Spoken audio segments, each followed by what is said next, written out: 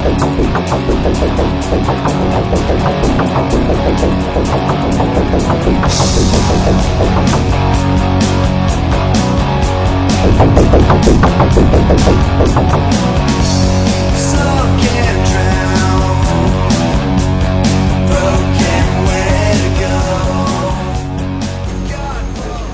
jadi itu contoh untuk sambung kata nih Om. Ya, sudah jelas kan? Iya.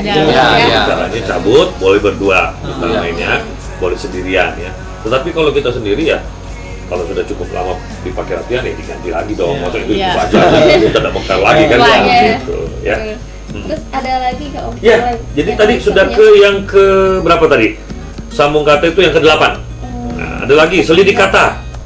Selidik kata itu bisa bermain berdua dan seterusnya, tapi tidak bisa bermain sendiri. Tidak bisa bermain sendiri, harus ada orang yang bertanya. Misalnya gini, katakanlah teman kita satu suruh simpan satu kata di hatinya. Di hati. Lalu kita boleh bertanya. Nah, tapi kawan tidak boleh menjawab dengan jawaban yang lain kecuali iya, tidak, boleh ya, boleh tidak. Tebak-tebakan. Misalnya gini, dia simpan kan, saya tanya, apakah itu benda hidup? Enggak. Oke. Berarti benda mati dong. Jangan tanya lagi, apakah itu benda mati? Ya pasti dong. Ya, saya tanya. Ya, dan seterusnya sampailah ketemu benda itu. Paham ya? Itu selidik benda, selidik kata. Ada lagi monolog. Nah, ini monolog yang paling penting juga untuk latihan. Jadi monolog itu begini. Kita berbicara seakan-akan menyampaikan sebuah cerita, tapi walaupun cerita karang-karang, tetapi latihan monolog ini adalah bercerita tapi mulai memainkan mimik ekspresi. Ini mungkin bisa dilatih ketika Anda sudah membahas di buku itu yang disebut dengan keselarasan mimik ekspresi ya, dan olah vokal dan seterusnya. Nah, setelah itu baru Anda bisa mainkan.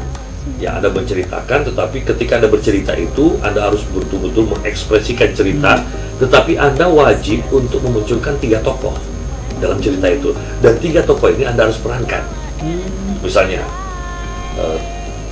tadi malam saya itu ketemu sama Pak Lurah. Ya nggak tahu kenapa Pak Lurah itu begitu, wajahnya itu kayak marah ya dan seterusnya, lalu tiba-tiba dia ngomong, ada apa kalian di sini? Nah, jadi dia memerankan Pak Lurah.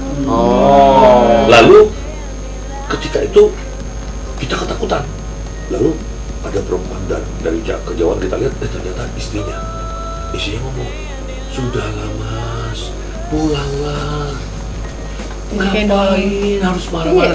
Ya, jadi kita memerankan yang satunya lagi. Nah, ini penting sekali karena kadang-kadang orang kalau berbicara di depan umum kan monoton, flat, ya. Kita nggak tahu sampai orang bosan. Salah satu penyebab orang bosan ya karena tidak punya irama. Nanti kita akan bahas ketika kita ngobrolin masalah olah vokal. Ya, bagus, lanjutin dulu. Nah, tadi sudah monolog dan ada lagi yang disebut dengan kausalitas. Kausalitas ini adalah sebuah akibat. Ya. Nah, bagus pakai nama ini untuk mengingatkan kita bahwa ketika kita berbicara, terkadang kita tidak bisa nyambung karena kita putus, tidak punya alat penyambung. Ya, tidak punya alat penyambung sehingga kita membutuhkan teman yang bisa berbicara di samping kita tapi menyebut kata-kata sambung. Atau kata-kata yang membangkitkan kondisi di mana pembicaraan kita harus dibelokkan. Misalnya Om Bagus ngomong gini, katakanlah siapa yang mau coba bercerita apa saja ya, katakanlah berbicara tentang apa, misalnya tentang masa kanak-kanak gitu ya, misalnya cerita sama teman-teman tentang kanak-kanak. Iya, jadi kalau misalkan waktu dulu masa kanak-kanak saya tuh sering yang namanya bermain karet, tahu kan karet yang dilompat segala macam. Pada suatu hari ada teman saya yang ya seperti itu. Lalu saya walaupun demikian, meskipun dan anehnya, tapi itu kan pasti kagok ya. Iya, kaget.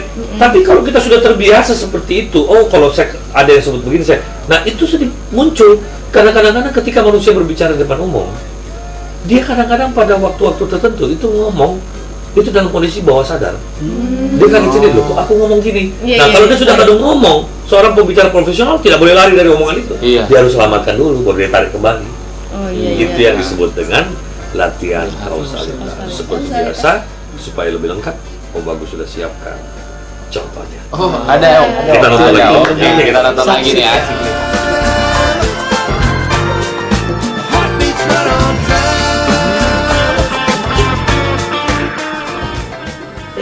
pemirsa, saya Ica Villa Andrea Sanchez.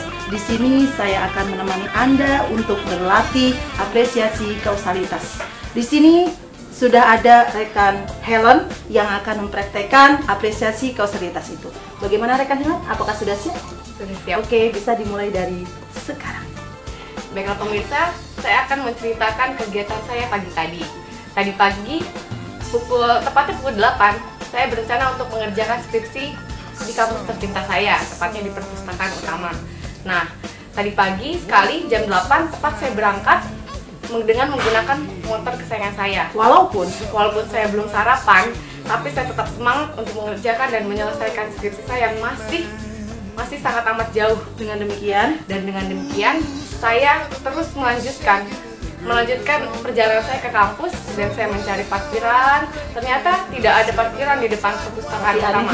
Tapi anehnya itulah keberuntungan saya mendapatkan satu parkiran di samping perpustakaan utama. Pada dasarnya membuat skripsi itu sebenarnya kata dosen saya itu cepat ya, mudah, akan tetapi banyak hal yang membuat saya terhambat gitu.